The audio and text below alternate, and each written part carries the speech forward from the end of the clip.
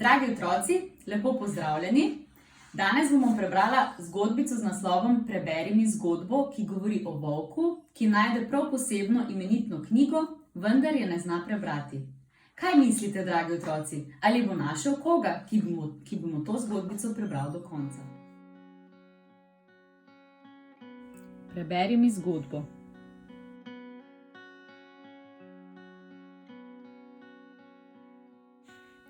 Kdo si drzne in me moti v spanju? Je zaril volk, ko ga je sredi popoldneva zdramil smeh. Dvignil se je in se tiho odplazil za velik hrast in ostrmel. Na drugi strani drevesa sta na klopci udobno sedela oče in hčerka. Le kaj počneta? Oče je hčerki bral knjigo. Besede so volka očarale. Kakšna škoda, da je zamudil začetek zgodbe. Pozabil je na spanje in lakoto. Samo napeto je poslušal, da bi ujel konec. Čez nekaj časa je oče nehal brati, zaprl knjigo in vstal. Greva, mamina jo že čaka, je rekel in prijel hčerko za roko. Ne, kaj takega, da sploh ne boste prebrala do konca. Volk je bil prav zares slabe volje. Gledal jo je, kako sta odhajala, ko je nekaj padlo iz torbe. Pa ne da je. Knjiga je, prav tista imenitna knjiga. Volk ni izgubljal časa, planil je in jo pograbil. O, veselje, o, kakšna sreča, pa bo le izvedel, kako se zgodba konča. Zdirjal je s plenom in si poiskal miren kotiček. Odprl je knjigo. Kaj? Pa kaj so to ene čačke? Volk ni razumel niti ene same črke.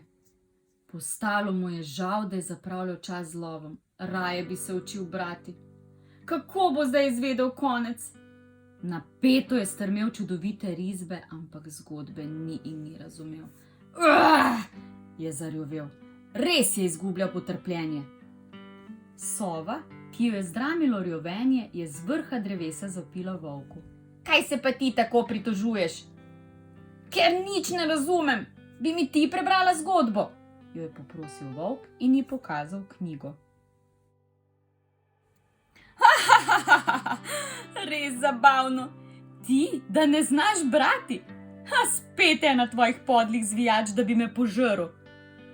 No, prav. Sova mu že ne bo brala. Bo že našel koga v celem gozdu. Volk se je podal naokrog in iskal prijaznega bralca. Pa mu še prisluhniti ni hotel nihče. Ne veverica, ne merjasec, ne jazbec. Vsak se je bal, da bo končal v volčjem trebuhu. Volk pa si je res želel, da bi mu nekdo prebral zgodbo. Ne znaš brati? Se je končno opogumil zajec. Ne, je priznal volk. Pa mi obljubiš, da me ne boš požrl, prisezi, je zahteval zajec, preden bi se približal volku. Volk je zajcu prisegel, da mu ne bo naredil čisto nič žalega. Čisto nič. No, prav, pridi sem in mi daj knjigo.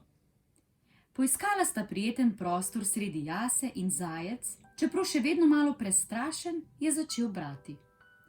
Volka so besede spet začarale. Ves prevzet ni zgrešil niti ene. Tako, zgodbe je konec, je oznanil zajec in zaprl knjigo. Še enkrat, je tulil volk in se zajcu široko nasmehnil. Ampak zajec je moral domov. Volku pa je obljubil. Jutri, ob istem času, na istem kraju.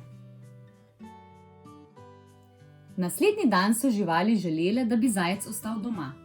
Bale so se za svojega prijatelja. Pa si prepričan, da se ne podajaš v nevarnost? Ga je vprašal merjasec. Na koncu te bo požrl, mu je zagotavljal jazbec. Volk je prevarant. Ne verjamem, da bi imel tokrat poštene namene, je razmišljala sova. Ne hodi, preveč tvegaš, je dodala veverica. Ne, zajec je volku želel zaupati. Pomahal je prijateljem in šel. Ko je volk zagledal zajca, je kar zaplesal od veselja. No, fant, Pomiri se, ali pa ti ne bom bral, ga je ustavil zajec. V redu, je rekel volk in že obsedel. Ko je zajec začel brati, ga je volk poslušal s prav takim navdušenjem kot prejšnji dan. Zajec mu je zgodbo prebral enkrat, dvakrat, trikrat, 10krat. Se še nisi naveličal? Je zajec vprašal volka. Ne, še enkrat mi preberi, ga je prosil volk. Čez nekaj časa je volk vstal, iskrivo pogledal zajca in ga vprašal. Zajec, povej mi, ali bi hotel kaj? Bi me naučil brati? Zajec se je obotavljal. To bi bilo pa res tvegano. Ko bo volk sam znal brati, ne bo več prijazen z njim. Mogoče bo planil po njem in ga skuhal z nekaj čebule. Mogoče pa, kdo ve? Mogoče bo bral, mogoče kar vsem v gozdu, ki radi poslušajo lepe zgodbe. Kdo ve?